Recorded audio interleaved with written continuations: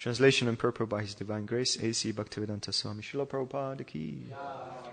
The Supreme Lord induced the son of Dharma to perform 3 horse sacrifices. And Maharaj Yudhishthira, constantly following Krishna, the personality of Godhead, protected and enjoyed the earth, assisted by his younger brothers. Purport. Maharaj Yudhishthira was the ideal monarchical representative on the earth, because he was a constant follower of the Supreme Lord Sri Krishna. As stated in the Vedas, Ishopanishad, the Lord is the proprietor of entire manifested cosmic creation, which presents a chance for the conditioned souls to revive their eternal relationship with the Lord, and thus go back to Godhead, back home. The whole system of the material world is arranged with the program and plan. Anyone who violates the plan is punished by the law of nature, which is acting by the direction of the Supreme Lord. Maharaj Yudhishthira was installed on the throne of the earth as a representative of the Lord. The king is always expected to be the representative of the Lord. Perfect monarchy necessitates representation of the supreme will of the Lord, and Maharaj Yudhishthira was the ideal monarch on this supreme principle. Both the king and the subjects were happy in the discharge of worldly duties, and thus protection of the citizens and enjoyment of natural life with full cooperation with the material nature followed in the reign of Maharaj Yudhishthira and his worthy descendants like Maharaj Parikshit. Srila Prabhupada Ki. Om Ajnana Timirandasya Gyananjana Shalakayam Chakshuru Militam Yena Tasmai Shri Guruve Namaha Namam Vishnu Padaya Krishna Prestaya Bhutale Srimate Bhakti Vedanta Swami Niti Namine Namaste Saraswate Deve Gauravani Pracharine Nirvishesha Shunyavadi Paschatya Deshatarine Jai Shri Krishna Chaitanya Prabhu Nityananda Shri Advaita Kadadhara Shri Vasadi Gaura Bhakta Vrinda Hare Krishna Krishna Krishna Hare Hare Hare Rama Rama Rama Hare Hare Hare Krishna Krishna Krishna Hare Hare Hare Rama Rama Rama Hare Hare Hare Krishna Krishna Krishna Hare Hare Hare Rama Rama Rama Hare Hare. I seek the blessings of all the Vaishnavas present here in the temple room and those which are online. Please accept my humble obeisances. Vancha kalpaturupyascha kripa sindhu bhyevacha patitanam pavanebhyo vaishnavebhyo namo namaha. Anantakoti Vaishnava Vrinda Ki. Okay, so let's see if this will work, technically speaking.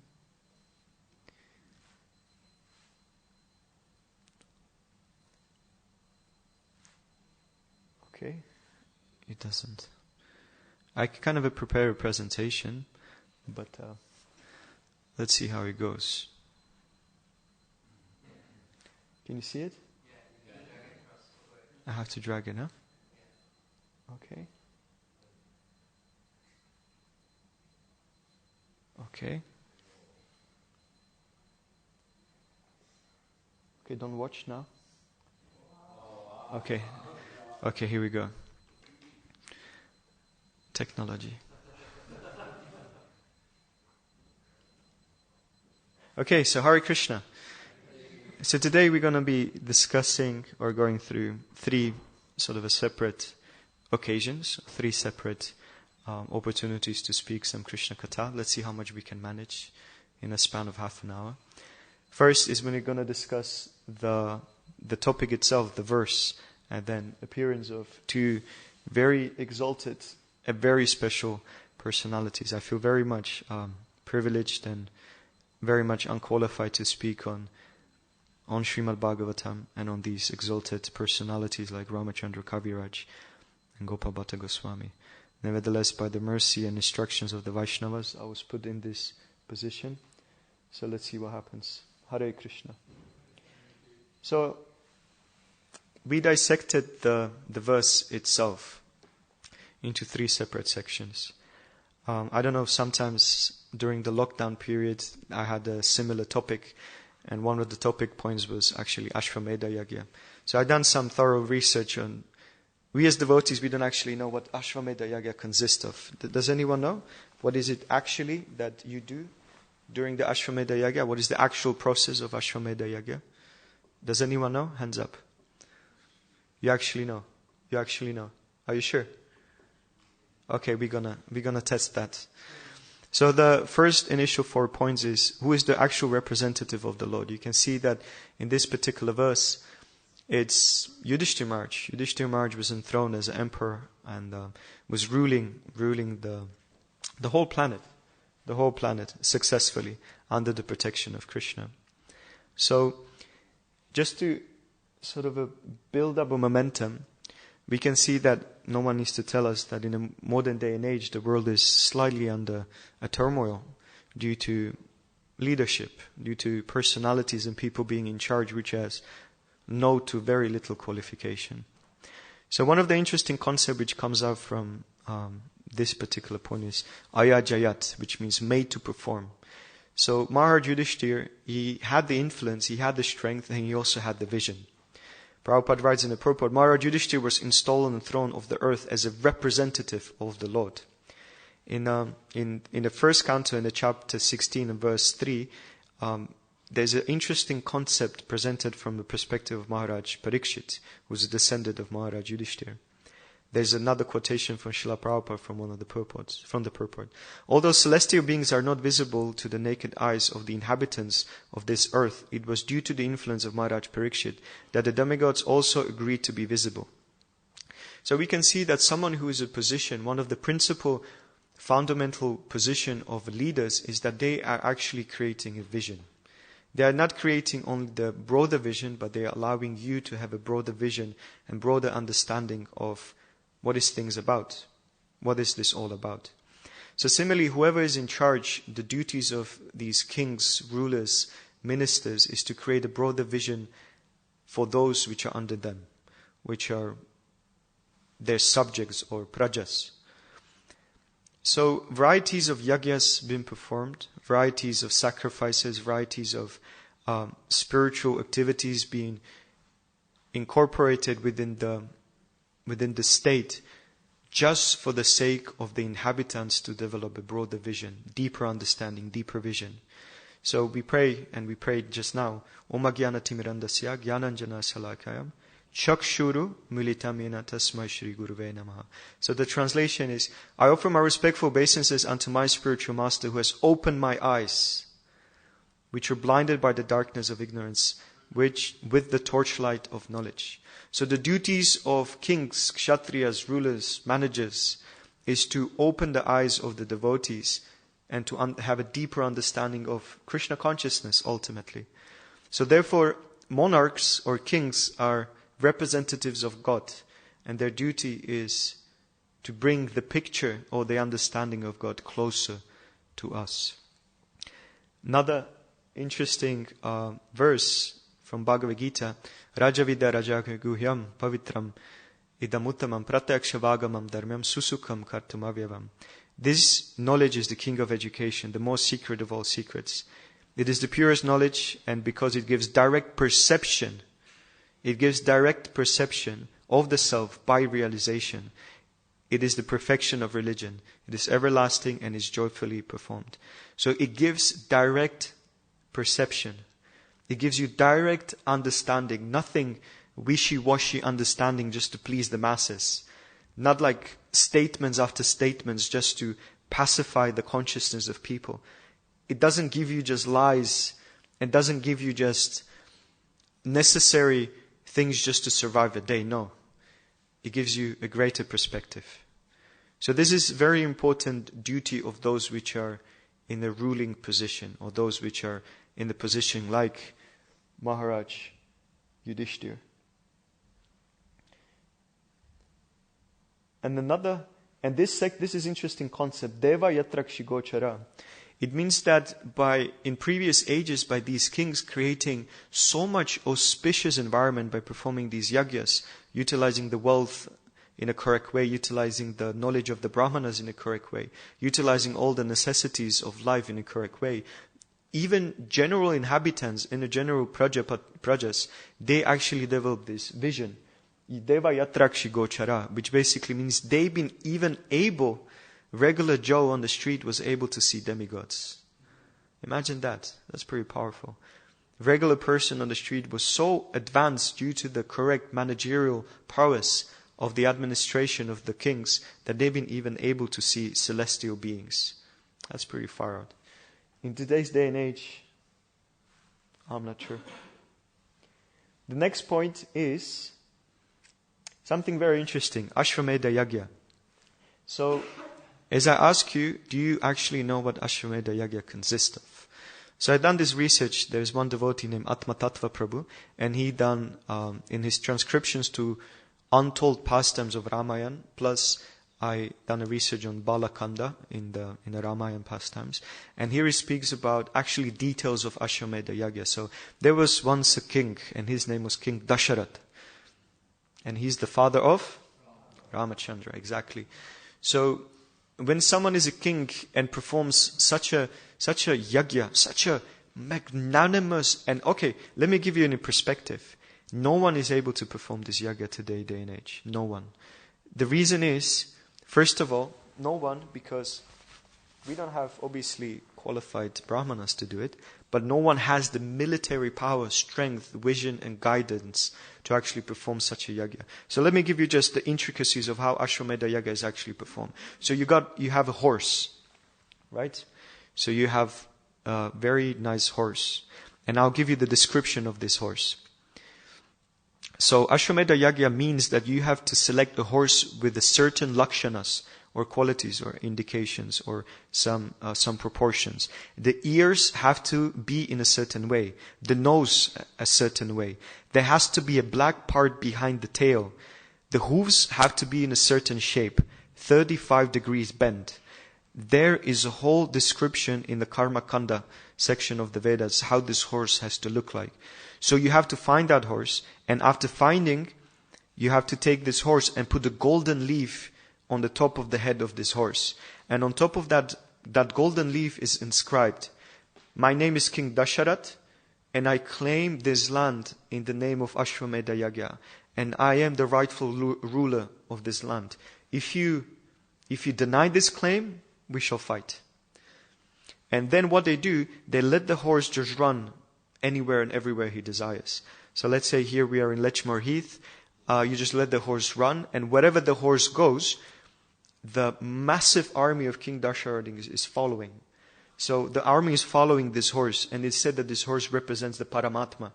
And wherever that horse comes, the army follows, and that army challenges the ruler of that particular region, of that particular kingdom. Right? Did you know this? No? So who knows about Ashwamedha Yagya? There's more. So it continues. So wherever this horse goes, the army is following, and they challenge, and they have to levy taxes from that particular king. And they ask, either if you comply under the rule of King Dasharatha, or we're going to fight. That's what Kshatriyas do, right? So it is written, so this horse will go around the whole world. And if any king dares to stop the horse, there will be one army which will follow 100 meters specifically behind the horse. So it's intense yagya. Afterwards, in the Brahma Vivarta Purana, it is said, Ashwamedham Gavalambham Sanyasam Palapatrikam Davrena Sutopatim Kalo Pancha Vivarjaya. This is utilized by Lord Chaitanya as an argument towards not accepting sannyas. But amongst these other principles is also mentioned that Ashwamedha Yagya is forbidden. Because the next step of the Ashwamedha Yagya is that when all the kingdom and all earth is subjugated under one king, then you take the horse and you kill him in the Yagya ceremony, the fire sacrifice. But obviously, that means that you have to have qualified brahmanas, because they will immediately revive him within that fire sacrifice. Right? So no one can do that. In the age of Kali, these 5 acts are forbidden: the offering of horse in sacrifice, the offering of cow in sacrifice, the acceptance of order of sannyas, the offering of flesh to the forefathers, and man's begetting children in the brother's wife. So it continues. Then after the yagya is prepared, after the horse and the army conquered the whole world, there's another section from Brahma Vaivarta Purana, Krishna Janmakanda, in the chapter 185, and this is verse 180. And then in conglomeration, put it together with the research from Ramayana, it says, then Vashishta addressed senior practitioners of sacrificial rites and their assistants, skilled architects, senior brahmanas fixed in the practice of the topmost religious duties, stonemasons, carpenters, excavators, astrologers, artisans, as well as dancers, actors, scholars of the Holy Scriptures, and highly learned persons. By the order of the king, arrange for the sacrificial ceremony. Quickly bring thousands of bricks. Build palaces fit for royalty, along with the subsequent requisite paraphernalia.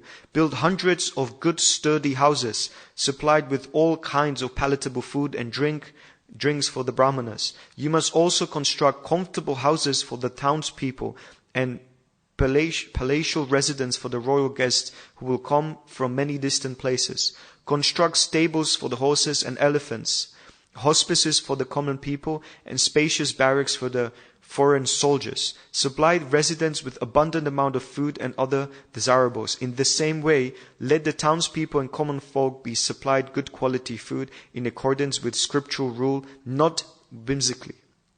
So what does it mean? This is just a portion of what Ashwamedha Yagya means. It means the king who actually creates this, does this yagya. The second part is that he is able to present his strength, power, by facilitating all the different kings, all the common people, all the brahmanas, and all the scholars, dancers, every single person, he is able to facilitate them. Right? This day and age, when someone invites someone for some invitation, then you say, oh Prabhu, but you have to pay for accommodation. So that was the power of the kings of the old ages, that they've been able to facilitate hundreds of thousands of people in a correct fashion, in a correct way. And ultimately, what is on the receiving end? That we receive blessings.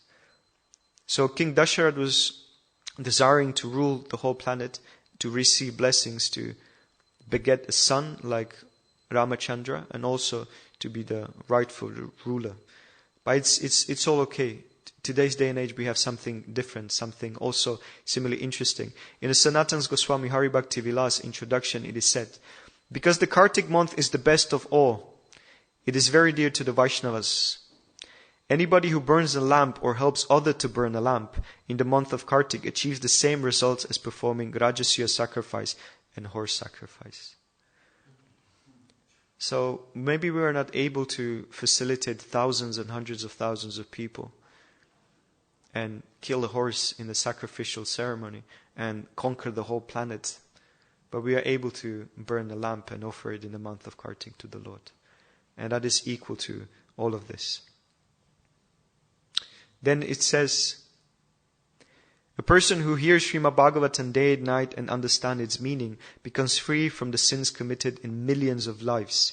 There is no doubt about it. The person who daily recites even 1/2 or 1/4 of a verse of Srimad Bhagavatam gets the benefit of performing Rajasya sacrifice. So please read Srimad Bhagavatam.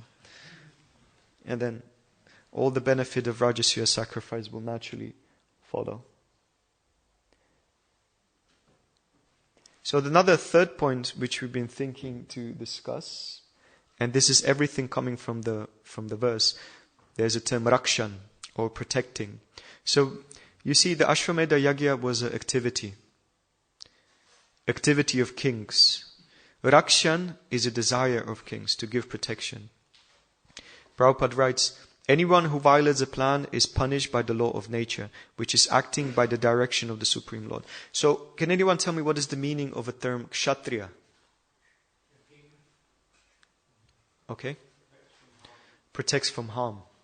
Kshatriya means, kshat means harm, and triya means from the root trayate, which means to protect. So kshatriya means the one who protects one from harm. So what is the greatest harm to society? What is the greatest harm to a person? What is the greatest harm to the people in general? Sense gratification, false ego, pride, lust, envy, greed. It's not always necessary the other opposing army or some physical opposing element, but the majority is all these subtle enemies.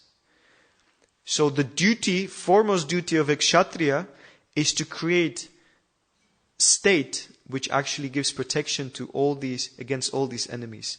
Greed, lust, envy, sense gratification. So the true meaning of a kshatriya is to protect from harm. And the greatest harm is the one that we can do to ourselves. Another term there is Shubha Karma. So I went to, this is from Bhaktivinoda Thakur's Harinama Chintamani. And he wrote a very interesting concept which I really liked. He said, what is Shubha Karma and why this is relevant? And why this is relevant in terms of rakshan, in terms of protection. So Bhaktivinoda Thakur writes, persons pursuing mundane existence take to the worship of the Supreme Lord out of fear of death. So the initial stage is okay if you enter Krishna consciousness out of fear. But it should be not an element which consists your whole spiritual life. The Lord's lotus feet are the perfect shelter, free from all anxiety, and are only means to cross over the ocean of nescience. But then he says something very interesting. He starts giving all these reasons or all these things which are actually not good for spiritual advancement. And this is interesting. Even though it is the Lord who is being worshipped, because the process of worship is mundane, the worship becomes materially pious activity or Shubha Karma. Shubha Karma includes, and listen carefully, altruistic work, fire sacrifices, charity, yoga, the practice of Varnashram Dharma, pilgrimages, vows, offerings to forefathers, meditation, cultivation of empirical knowledge, propitiation of the demigods, penances, austerities, etc. This is what Bhaktivinoda Thakur is considering Shubha Karma. All these activities are means to mundane objectives, but after a long period of practice of Shubha Karma, the performer gradually obtains the real goal of life, which is pure unalloyed devotion. This is from Harinama Chintamani of Bhaktivinoda Thakur.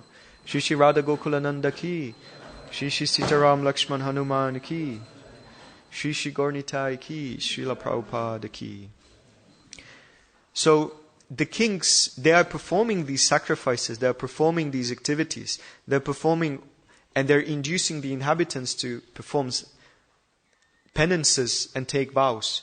But simultaneously, it's not just a superficial type of a mundane external activity, but rather we should understand what is the prayojana, what is the goal, what is the goal of this, and that is ultimately to please the Lord. And with that on mind, then it becomes devotional service, rather than just the Shubha Karma, which the kings are meant to protect us from.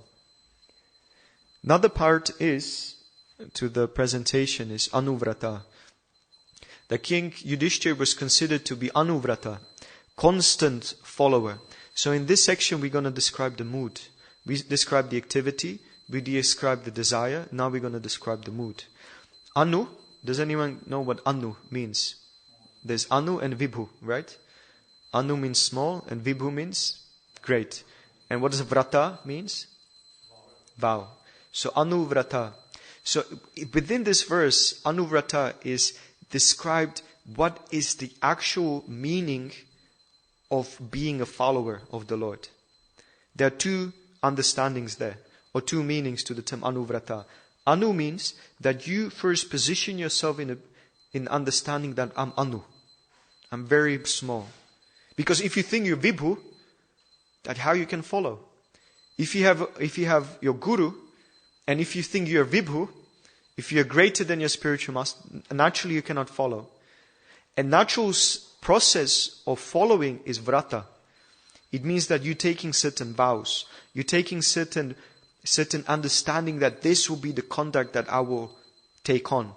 So anuvrata, to be a follower, you need to be first small, insignificant servant, and you need to take certain arrangements in your psychophysical nature and certain adjustment to actually do this correctly. So it's interesting. So it is said in Srimad Bhagavatam, this is Lord Nrsingadev speaking to Prahlad Maharaj. Bhavanti purusha loke madbhaktastvam anuvrata bhavan me khalo bhaktanam sarvesham pratirupadrik. Those who follow your example will naturally become my pure devotees. You are the best example of my devotee, and others should follow in your footsteps. Aham bhaktar paradino. So it is said, those devotees which are bereft of material desires are very dear to me. And I'm not at all independent. What to say about that? Even the devotees of my devotees are very dear to me. So if we take position of anuvrata, being small, and taking certain position of vows to follow acharyas and guru and Vaishnavas, naturally we become very dear to the Lord. In the Narada Pancharatra it is said, liberation and host of wonderful pleasures and perfections are the servants or followers of devotional service. He said, Hari Bhakti Mahadevya Sarvya Mukta Disiddhaya Bhuktatyas Chadbhutastasyas Cheti Kavat Anuvrata. So this Anuvrata is again and again reiterated throughout the Shastras. And it said, Sarva Muktadi Siddhaya.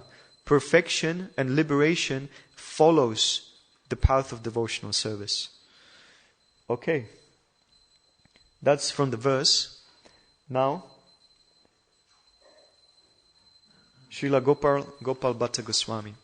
So, due to the nature of the time, I'm just going to... There's few instances mentioned here, like some main points. So, Srila Gopal Bhatta Goswami is coming from... his ancestry is in... okay, Krishna. Srila Gopal Bhatta Goswami's ancestry is in south. And is in... Is it Sri Rangam? Yeah, Sri Rangam. So, from South India. He was a son to Venkatabhatta. And he had varieties of brothers. Venkatabhatta had two brothers, Prabodhananda Saraswati and Tirumal Bhatta. Gopal Bhatta Goswami took shelter of Prabodhananda Saraswati. But I'm just going to narrate one interesting pastime because I'm very much into Shalagram Shilas. I'm going to say one interesting pastime. So, throughout the life of Srila Gopal Bhatta Goswami, he received instruction from Lord Chaitanya to study the Vedic scriptures under the guidance of Prabodhananda Saraswati.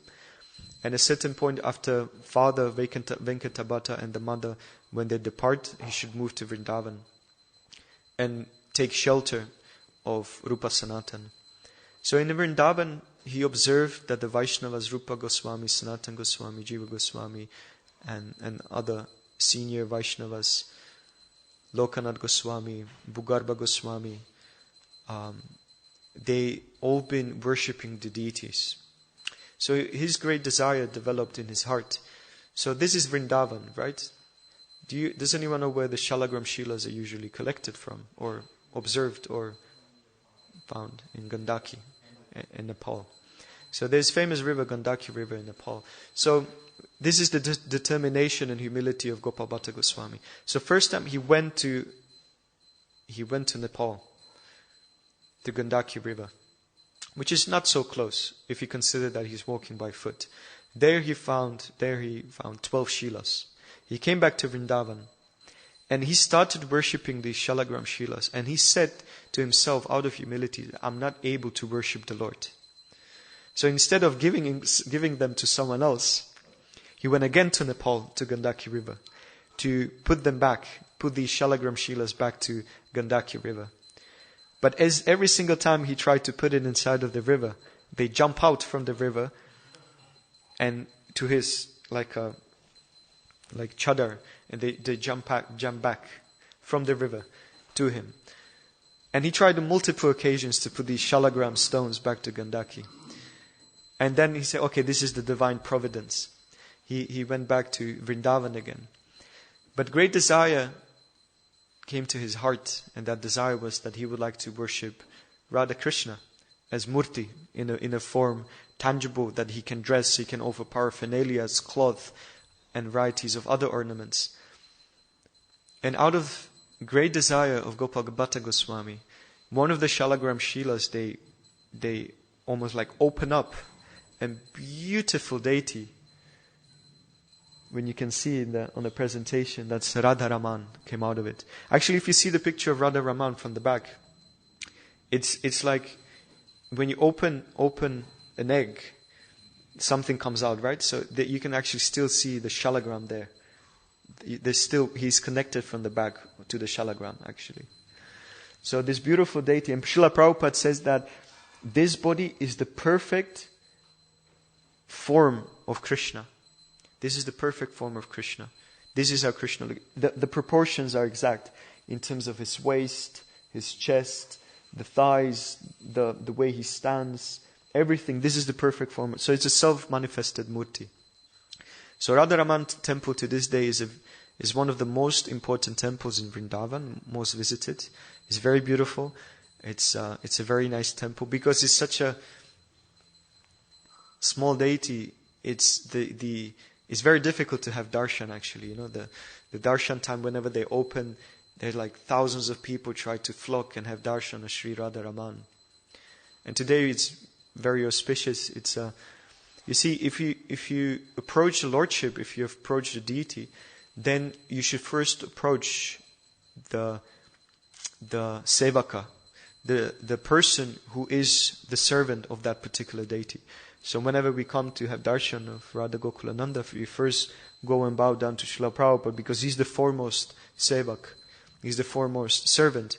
And after taking darshan of the servant, then we proceed to have darshan of the Lordship. So similarly, there's a beautiful samadhi of Gopal Bhatta Goswami outside of Radha Raman temple. You can circumambulate it. There's also some other deities. There's this samadhi there. You can have parikrama around the samadhi, and then you can go and have a darshan of Radha Raman. So there are many wonderful, beautiful pastimes connected to Srila Gopal Bhatta Goswami, but due to the time restriction, we're going to continue. Another great personality is Ramachandra Kaviraj. I humbly suggest you read this book by Mother Sitala. It is said, The Beautiful or Glorious Life of Narottam Das Thakur. And the reason why I'm saying this is that they've been very, very close to each other. Narottam Das Thakur and Ramachandra Kaviraj have been very close friends. And he just shows the beauty of friendships, of Vaishnava friendships. He just shows the sweetness, the depth, the love, the reciprocation between devotees. And in one point, I was just reading quickly recently, yesterday, before this class, when Ramachandra Kaviraj received a letter from Srinivasacharya, from his spiritual master, that Srinivasacharya requested him to go to Vrindavan, to come and serve him to Vrindavan. You see the nature of separation between the Vaishnavas. Narottam Das Thakur, out of humility, he said, "Oh, you see, we consider ourselves to be mendicants. We consider ourselves to be sadhus and renunciates. Yet we are like family, like a mundane family life we have. Like two brothers living together. Therefore, by the mercy, by the providence, we are going to be separated so we can actually fully practice renunciation." And immediately Ramachandra Kaviraj rebuked him. He said, "This is not true. The nature of Chaitanya Vaishnavism is that look at Swarup Damodar, look at Govinda, look at the way he was treating Rupa Sanatana, look at the way he was treating all the Vaishnavas from Vrindavan, from Navadvip, from Jagannath Puri. The nature of love between Lord Chaitanya and his associates, and they've been dearly and deeply attached to each other. So how dare you to say that these are some mundane relationships? So our friendship is something of different nature, different caliber." So I found that very nice. But just to share one kind of like a small pastime, which was very interesting. So this is connected again to Narottam Das Thakur. So Narottam Das Thakur was opposed by these different Smarta Brahmanas in Kumarapur. So these Smarta Brahmanas, they've been very much offended by the nature of Narottam Das Thakur, because he was coming from Kayastha background, which is lower class considered to the Brahmanas. And so these Kasta Brahmanas, they've been sent to Keturi to kind of a challenge. And one point, they as they've been entering the village of Keturi, the two personalities been kind of addressed as shopkeepers, and this was Ramachandra Kaviraj and Ganganarayan Chakravarti. And they've been dressed as a simple folk, simple people, simple shopkeepers. And these brahmanas, as they've been kind of like marching, and they've been stopped by these two shopkeepers, which were the greatest scholars, one of the greatest scholars of their age. And they entered a debate, a philosophical debate. And these brahmanas, these strong Smarta Brahmanas, proud in their karma kanda and proud in their Vedic knowledge and scripture, they got defeated. They've been utterly annihilated by not only the humility, love, patience, tolerance, but the Vedic understanding of the Chaitanya Vaishnavism and the Vaishnavism in general. And they were asking, who are you? So we're just simple shopkeepers. We don't know much. We are actually illiterate. We can't read. We don't know anything. But our spiritual master, Narottam Das Thakur, he's a great scholar. So these brahmanas, they've been like, my God, if we got destroyed by these shopkeepers, by these low-class shopkeepers, then who is Narottam Das Thakur?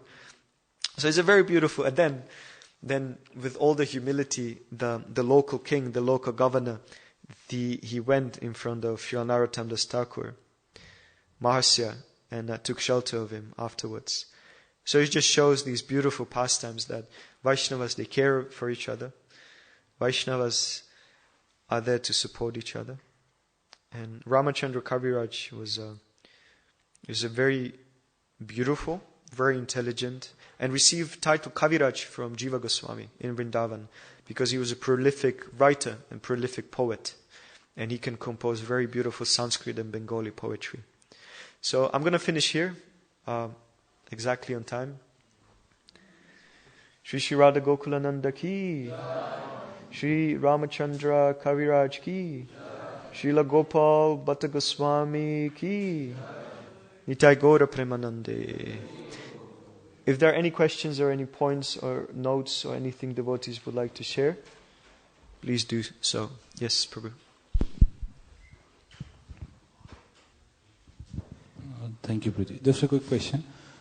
You mentioned that that reading a half verse of Srimad Bhagavatam, or even 1/4 of that, is equivalent to performing a Rajasuya Yajna. What's the reference for that? Okay. Let me see.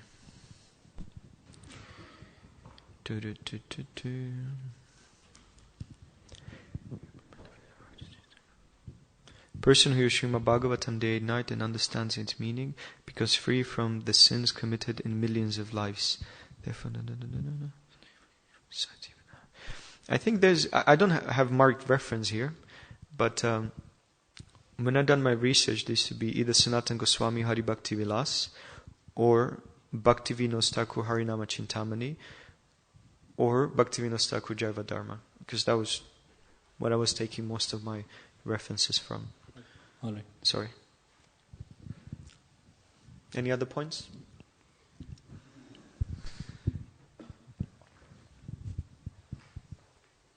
Thank you, Prabhu, for the class. There seems to be a significance in terms of number of horse sacrifices. 199. Here we have Yudhishthira Maharaj doing 3, and I think there's someone else who did 1 horse sacrifice in the Bhagavatam, like that. So, what is the significance of these numbers, or the greater the number of horse sacrifices, the greater the person is? How does it work? I guess as we mentioned that to have a horse sacrifice requires a lot of material, a lot of qualified people, a lot of wisdom, and also a lot of military and physical strength from the kings which are performing it. We're talking by bygone ages, which means that the kings, they lived for quite extended period of time. So we can consider these Rajasuya sacrifice, Ashwamedha sacrifices, as reclaiming or reaffirming the kinghood around the planet. And I wouldn't say even around the planet. Taruna Prabhu is expert at this one. It could be more like Bhumandala. In a sense that reclaiming the kinghood over Bhumandala realm. So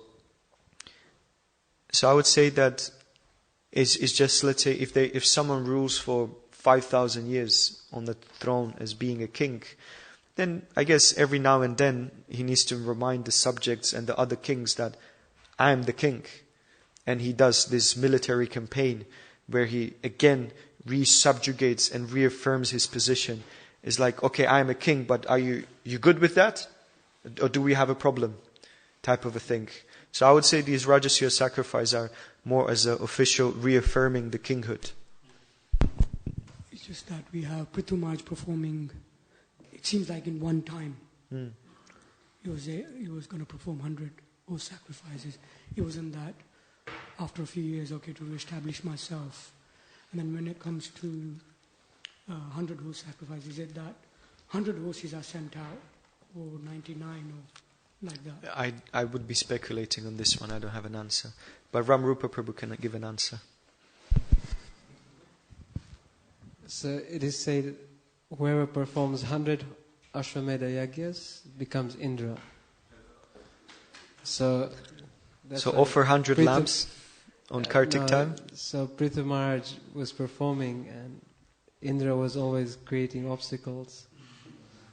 So in the 99th one, the Lord told him, just relax. Enough. So, yeah, I think so that's the significance of the numbers. Yeah. So if you want to become Indra, you do it. Yeah, but then if you read Bhagavatam, right? Then he said that if you read Bhagavatam or if you offer ghee lamp during Kartik, that's equal to Rajasuyas or Ashwamedha Yagya. There's also one, but I don't have proper reference for it. But it says that whoever wears tulsi neck beads, and when they eat, so the many times grains go down the throat is one Ashwamedha Yagya. So, this is, but I'm trying to get this reference. It was from Amarendra Prabhu's class. So, you can message him. Yeah. Well, in that case, many of us should be Indra's 10 times over. Jai Grantaraj, Srimad Bhagavatam ki, Srila Prabhupada ki, Nitai Gaura Premanande.